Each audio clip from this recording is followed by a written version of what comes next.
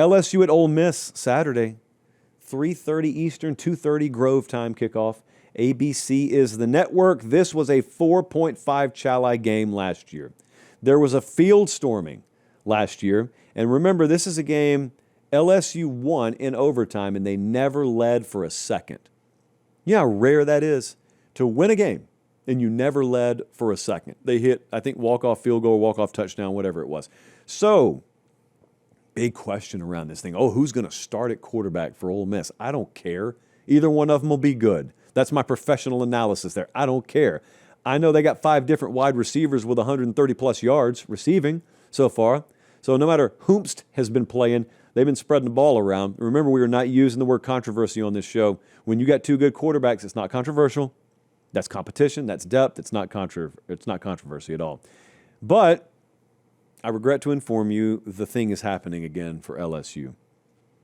And the stat profile is starting to reflect it. 31st in passing yards per game, 112th in rushing yards per game. So once again, we're going to do this, huh? Now, the difference is they got a really good defense they can lean on. So it hasn't cost them a game yet. Garrett Nussmeier's been far less than 100%, and yet they're still throwing the ball much better than they're running the ball.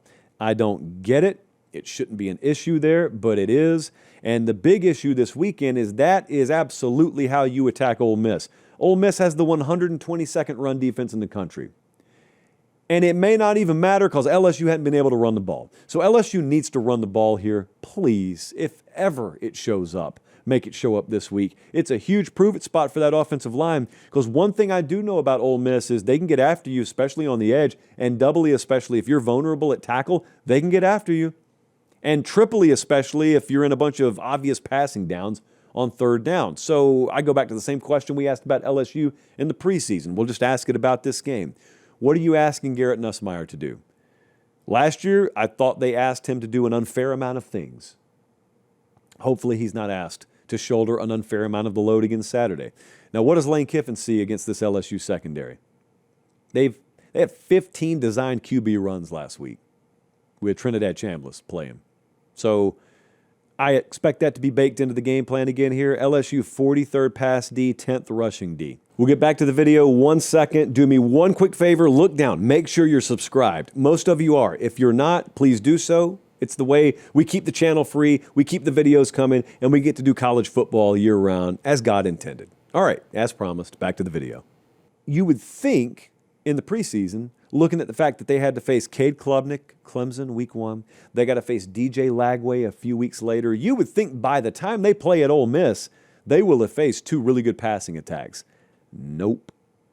Now, could be that LSU's the common denominator there. LSU just makes you look foolish. That may be the case. If that's the case, then we need it again here. I need full American hero Blake Baker mode from the defense. I think LSU needs to play with the lead. That's what I think.